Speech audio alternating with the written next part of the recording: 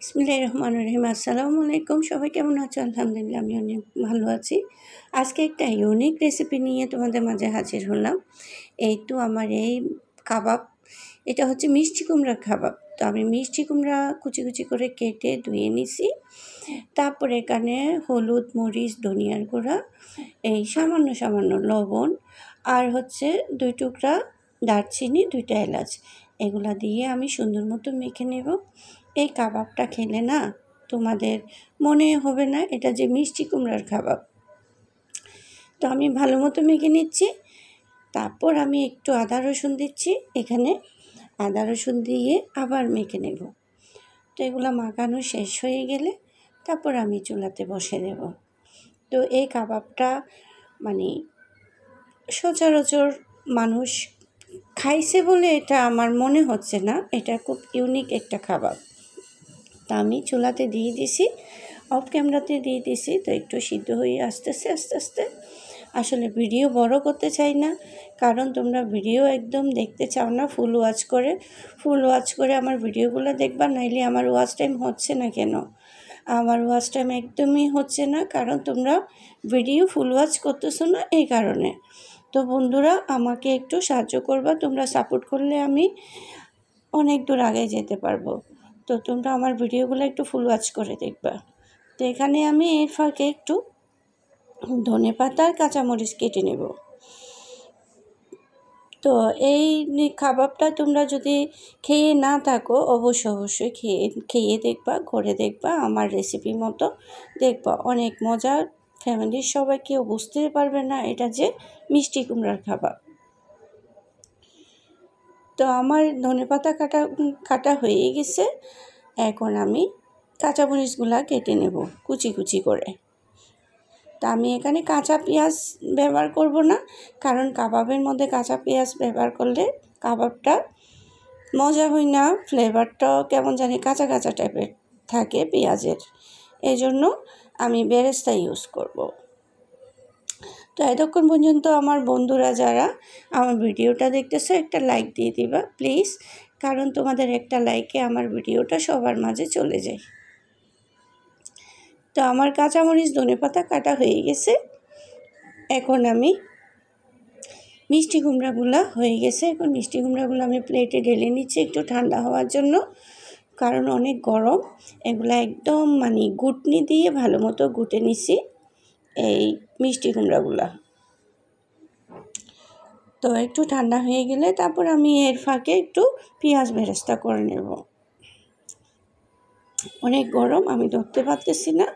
তো ওখান থেকে আমি দারচিনি, এলাচ যেগুলো দিছি এগুলো আমার ওটাই নিতে হবে।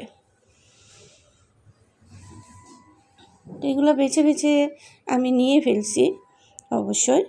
এই তো সবগুলা পাশে রাখছি। তো এখন আমার বাকি আছে পেঁয়াজ বেরেস্তা। এই তো পেঁয়াজ বেরেস্তাটা আমি করে ফেলছি। এই পেঁয়াজ বেরেস্তাটা কাবাবে দিলে কাবাবের ফ্লেভারটা খুবই ভালো লাগে। তারপর আমি এখানে ইউজ করছি এই ম্যাগি মশলা আর হচ্ছে গরম মশলা, এই দুইটা মিক্স করে, তারপর ধনেপাতা, কাঁচামরিচ, পেঁয়াজ বেরেস্তা, অল্প অল্প করে ময়দা, এগুলা সবগুলো আমি আস্তে আস্তে একটা ডো তৈরি করে ফেলবো।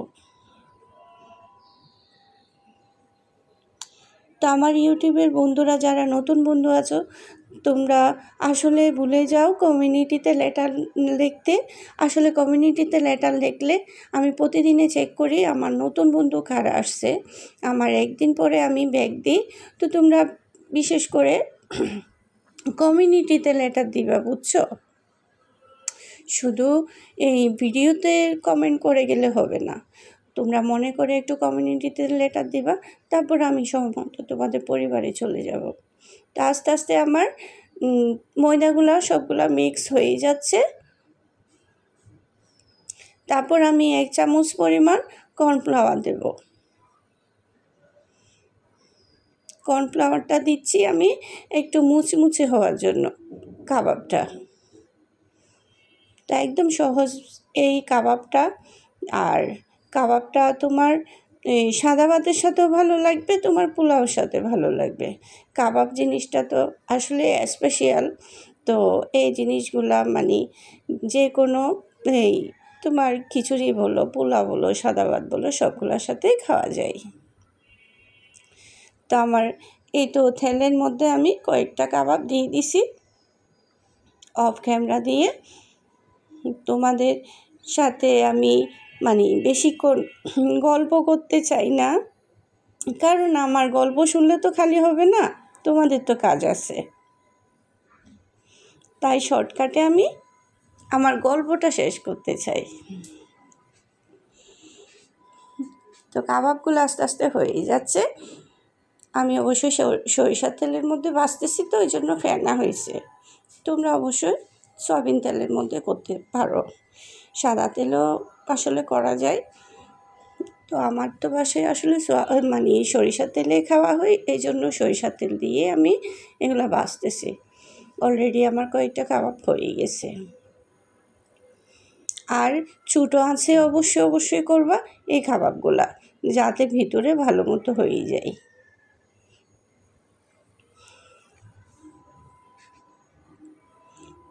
এই তো আমার সব কাবাব হয়ে গেছে একে একে।